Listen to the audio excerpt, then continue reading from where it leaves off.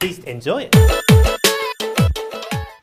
Hey guys, what's going on? It's Peppermint the Furry here. Today I will be talking to you guys about fursuits. Now, some people think it's an absolute necessity to have fursuits to be a furry, but it's really not. I never had a fursuit until like a couple years after I got into the fandom. However, just because you don't have the money to buy a fursuit doesn't mean you can't make one. Making a fursuit's a really fun thing to do. It's kind of frustrating at times because when I first started out, my fursuit looked like a disaster. Actually, wait, I have it right over here, so why don't I go get that? Okay, I got it. So this was, okay, well it's kind of falling apart as you can see the eyes hanging out, that's kind of creepy. Anyways, so this was Peppermint 1.0. This was 2014 I think when I made this. Yeah, I completed it right before Halloween. It is probably the weirdest looking thing I've ever seen. It is just, what is this? Look at this thing. What even? I mean, the nose came off and teeth fell out. It is just, there wasn't even a neck in the back. It's just like, what? It's really, really small too. I had a really small head. Oh my gosh. So, as you can see, my first fursuit was absolutely terrible. And I gave up for a while after I made that thing. It was like until a year later when I finally got back into the swing of trying to create my own fursuit. And I actually ended up making Peppermint 2.0. And I will show you guys her right now. Okay, so this is Peppermint 2.0. As you can see, I basically just used the leftover pieces that I had from Peppermint 1.0 because I got like a lot of fabrics. That's another thing. I was like so new to like any craft making stuff. So when I went into Joann's to get like the fabric and stuff, I had no idea how much I should get, like a yard or half a yard. But anyways, Peppermint 2.0 is still really small. She's actually smaller than Peppermint 1.0, I believe. I had been using those little foam mannequin heads, which are actually not the correct size of a human head. They're more like a child's head, which I guess at the time was good, but I grew out of this head very quickly. I will give you guys a close-up of the monstrosity.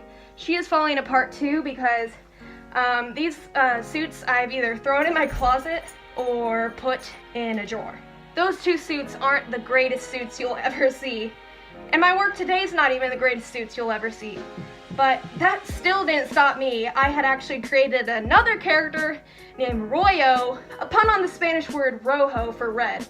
I will show you him right now. Whoosh!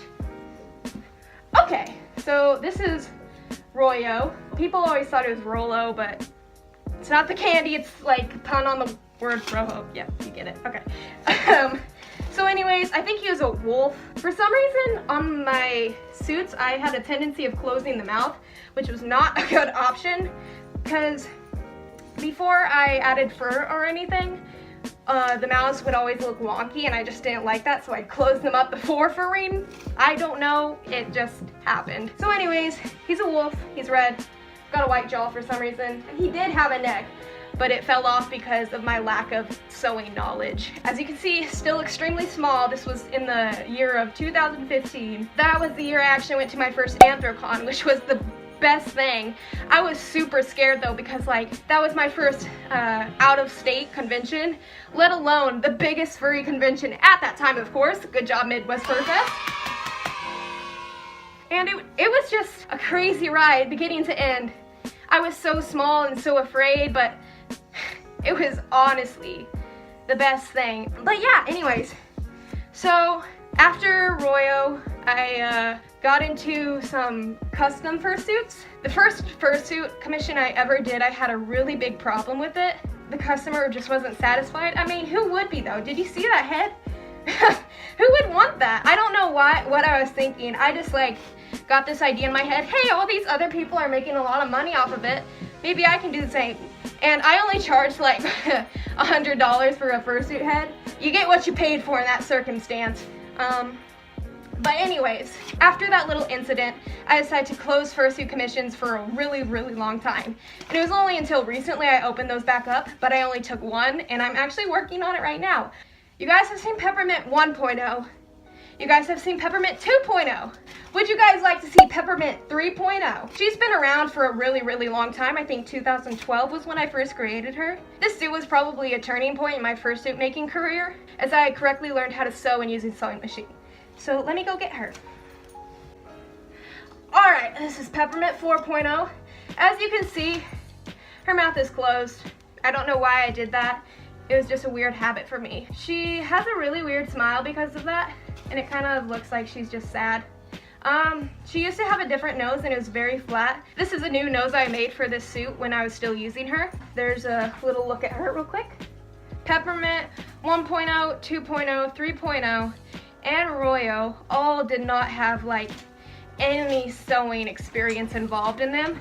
The only sewing experience that Peppermint 3.0 had was on the tail and the hands, and that was like my first time sewing with a machine at all. Obviously the quality is not going to be that great if it's just all glue gun and fur and foam. I decided later on that I would make a suit named Maritime, and you guys have probably seen her in past videos, and she's going to be sold if I ever put out that auction, because I actually did have a buyer but they dropped out and all this jazz. So obviously she's still here. She's actually sitting in a box in the corner over there, but I will put a picture, let's say right here, of her. After Maritime and Peppermint, I went on another fursuit hiatus. During that time period I met my boyfriend, and he asked me if I could create a fursona for him, and I did. It took a lot of convincing because I honestly didn't have a lot of motivation for furry related art at that time. So I came up with Nikita.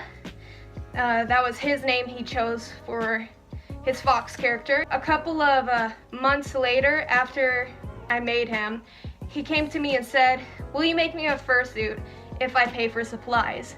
And in the end, it was a huge learning experience, and there was so much improvement in that suit. I made Calabaza only a couple months beforehand, but you can definitely tell the difference between these two suits and how much I've grown in fursuit making. And it's just astounding to me how much I've come. And I don't mean to like brag or anything, but it's just been such a fun and crazy experience for me to make all these suits for myself and different people. So without further ado, this is the first time I'm going to be unveiling Nikita to YouTube. So yeah, without further ado.